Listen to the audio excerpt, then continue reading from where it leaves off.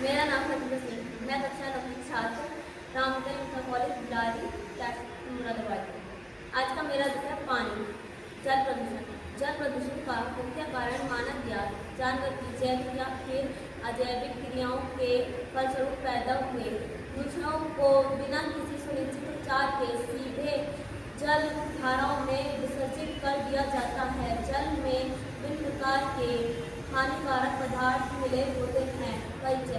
क्योंकि जल प्रदूषण के कारण पूरे विश्व में कई प्रकार की बीमारियां और लोगों की मौत भी हो जाती है। इसके कारण लगभग प्रतिदिन 14,000 लोगों की मौत हो रही है, जिनमें 580 लोग भारत के हैं। चीन में शहरों का 90% जल प्रदूषित होता है। इस जल में विभिन्न प्रकार के हानिकारक होने के कारण आजकल बहुत मौत हो जाती है।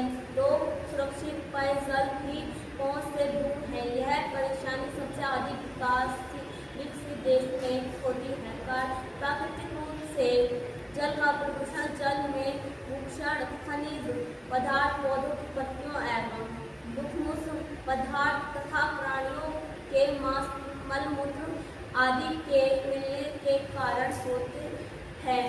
जल जिस भूमि पर एकत्रित रहता है, यदि वहाँ की भूमि में खनिजों की मात्रा अधिक होती है तो वो खनिज जल में मिल जाते हैं।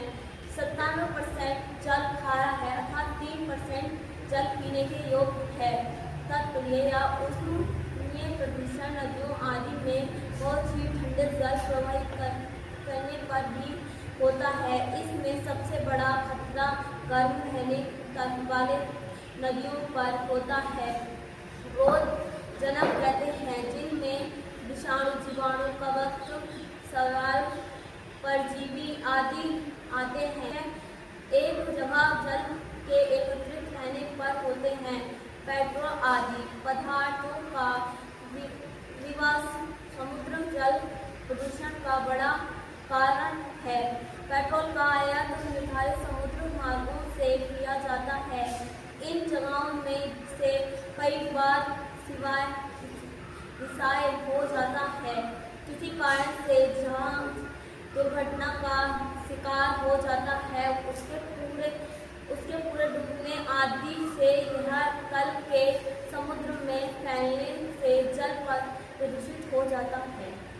हमें जल एकत्रित करके नहीं रखना चाहिए, इससे बीमारी होगी। अर्थात हमें जल ज़्यादा नहीं व्यर्थ करना चाहिए, उससे हमें आने वाले वक्त में संघर्ष करना पड़ेगा।